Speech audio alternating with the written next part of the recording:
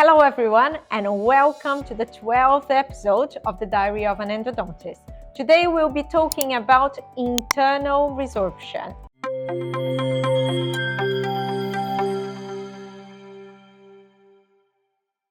This patient was referred to me with a sign of an internal root resorption. The dentist was a bit unsure whether it was an internal or external resorption, if we could save this tooth or not. The periapical radiograph shows a possible, I think it's probably amalgam based on the configuration of that, the shape of it. It's possible that there is something over here as well.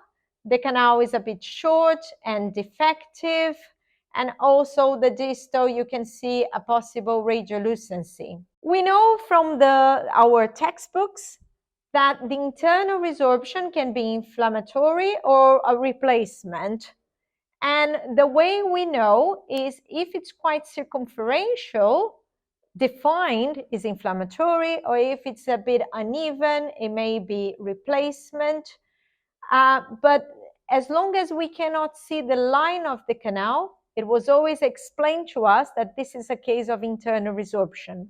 Whether if we see that round shape, but we can see the canal, the walls of the canal inside, then it's probably a case of an external resorption.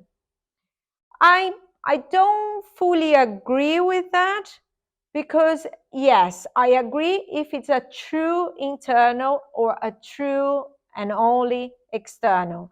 But if it's an internal that has already externalized or an external that has already internalized, so it's a bit difficult for you to understand. The best thing to do is to take a CBCT to confirm whether this radiolucency here is just located inside of the root and has not externalized, because it depends on how it has externalized already. It will be depending on that for you to say, yes, we can save it or not.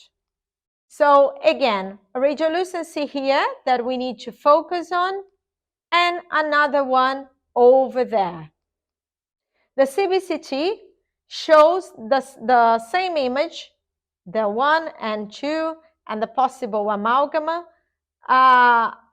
Look at how interesting the radiolucency is over there on the furcation. If it's just unilateral and is not extending towards the other side, I would say it's not a crack, or at least it could be a crack in the early stage, but based on that, the size of that, I would say is probably a lateral canal instead.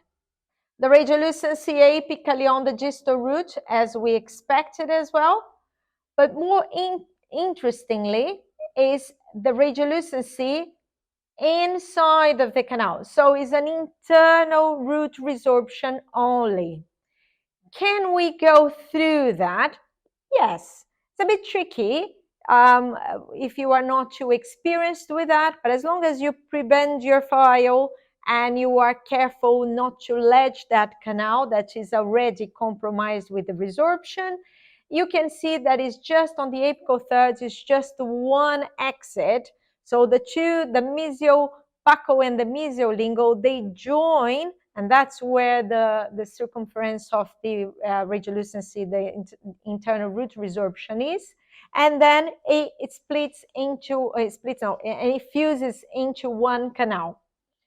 As long as you understand that anatomy, then it's not too difficult for you to go and do your root canal treatment. You can see in more detail. There is a blockage here, and that's why the dentist couldn't negotiate. It could be a separated file, it could be amalgam, but something is blocking the way. Ideally, you should negotiate both canals, but sometimes if the canal if both canals, they join in and there is the radiolucency here, if you can manage to disinfect the whole area and block with bioceramic sealer, that's not much of a problem if you leave that untreated.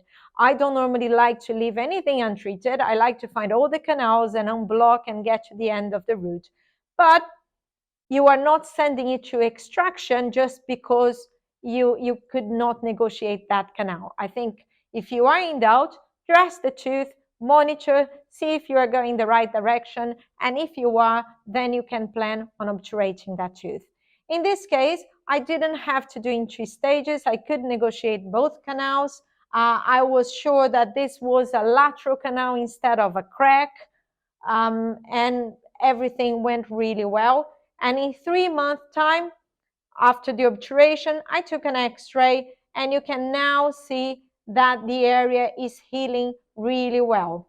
I left the amalgam here. I don't normally like to leave the amalgam. I like to change the restoration, but it was quite a complex tooth. When I accessed the tooth, I didn't have time to spend on the filling, and the filling was fine. It was adapted, it was not dislodging. So I said, no, okay, I will just repair and try to see if I can save the tooth first, and then it will go for a crown anyway. So I was happy to leave as it was. The patient was absolutely fine, understood all the steps that we went through, and the tooth is now back into function, and it's time for a crown. Thank you very much for staying with us, and I'll see you next time.